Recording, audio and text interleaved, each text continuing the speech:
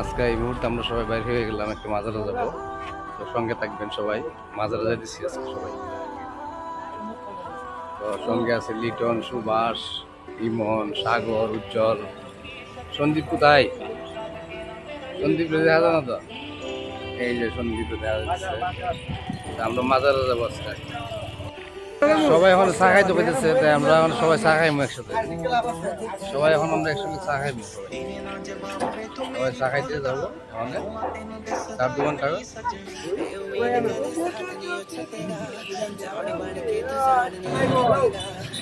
তো এই মুহূর্তে আমরা মাজারে যাওয়ার সময় এই যে চা খাইমু সবাই মিলা, এই যে চা 4 ঘন্টা চা খাইমু, মানে এই মুহূর্তে চা খাইমু সবাই চা খাইমু আমরা এই মুহূর্তে।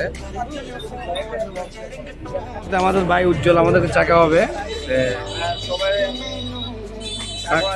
আচ্ছা, যাই হোক, সবাই উজ্জ্বল ভাইয়ের জন্য দোয়া করবেন, সবাই উজ্জ্বল ভাইয়ের জন্য দোয়া করবেন।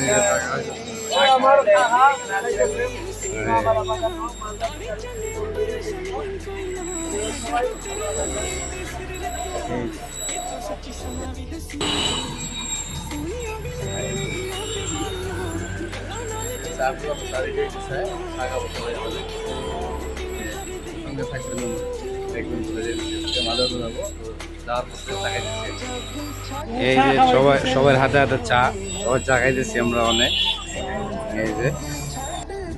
এই যে মাজারে হাইটে হাইটে সবাই যেতেছি আমরা, মাজারে যেতেছি হাঁটতে হাঁটতে বিকেলবেলা। এই যে আমরা হেঁটে হেঁটে যাইতেছি মাজারের উদ্দেশ্যে। তো পাশে দোকান পাইলাম, এখানে সব কিছু আইসক্রিম টেক্সক্রিম বেচতেছে, ঝালমুড়ি বেচতেছে। তারপরে মাঠ, অনেক ফুটবল খেলতেছে, ফুটবল প্র্যাকটিস করতেছে, ভালো ফুটবল।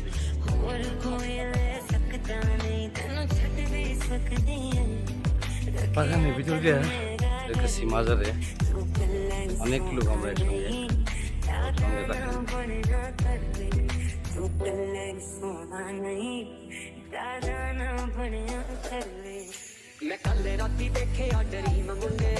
মাজারের কাছে একদম সুন্দর।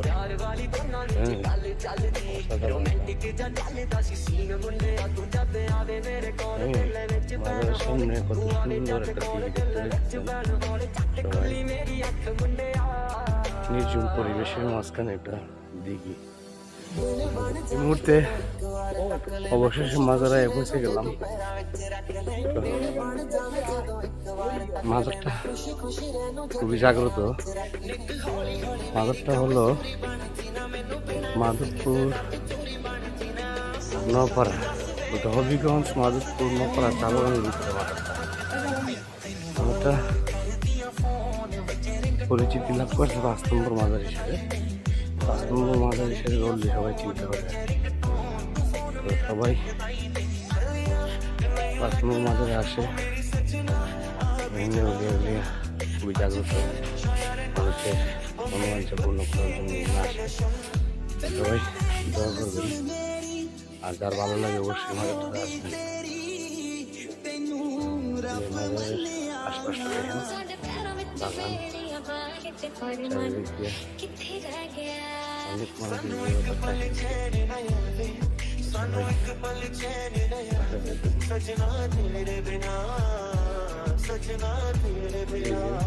মোমবাতি আগরবাতি জ্বালা দিতেছে, সাগরে সন্দীপ জ্বালা দিতেছে।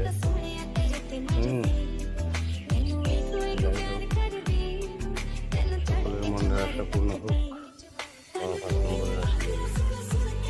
মাজারের সিন্নি সবাই খাইতেছে, দেখতে পেয়েছেন সবাই হাতে হাতে মাজারের সিন্নি সবাই আছে। মাজারের সামনে আছি, তো কিছুক্ষণের ভিতরে আমরা মাজার থেকে বের হয়ে যাব। তো সবার ভিডিওটি ভালো লাগলে সাপোর্ট করবেন, কমেন্ট করে জানাবেন কেমন লাগলো, এবং যদি ভালো লাগে তাহলে অবশ্যই শেয়ার করে দেবেন। বাবা 5 নম্বর সকলের মঙ্গল করুক। তো সবাই ভালো থাকবেন, সুস্থ থাকবেন।